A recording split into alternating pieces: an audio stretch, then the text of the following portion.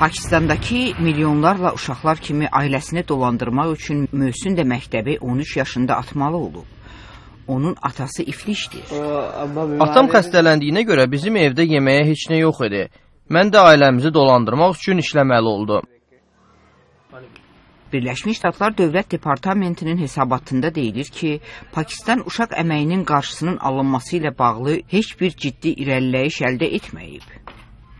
Qadirxan Mondaxayl Sindh vilayətinin paytaxtı Karachidə İnsan Haqları Təşkilatında işləyir.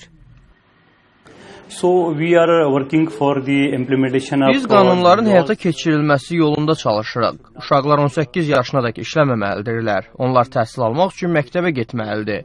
Burada problem Sindh və Bəlucistan, eləcə də federal hökumətin məsələyə ciddi yanaşmamasıdır.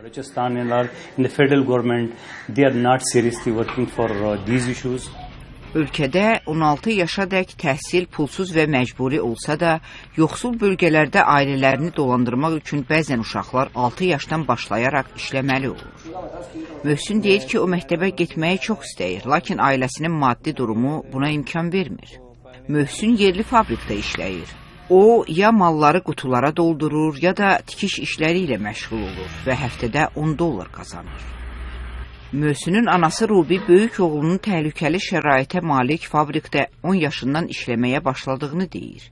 Keçən il Karachidə tikiş fabrikində baş verən yanğın zamanı uşaqlar da daxil edilməklə 289 insan həlak olmuşdu. Fabrik yanında biz çox qorxduq. Başqalarının uşaqları öldü. Onlar bizim uşaqlara bənzəyirdi. Mən uşaqlarımı işə göndərəndə çox qorxuram. Amma nə edə bilərəm? Biz nəsə yeməliyik, deyə Möhsünün anası bildirir. Yoxsulluğun və işsizliyin baş alıb getdiyi, qanunların işləmədiyi bir şəraitdə Möhsün və onun kimi uşaqların gələcəyinin xeyli fərqli olacağına inanmaq çətindir. Vaşinqtondan Nərminə Cəlal qızı, Amerikanın səsi.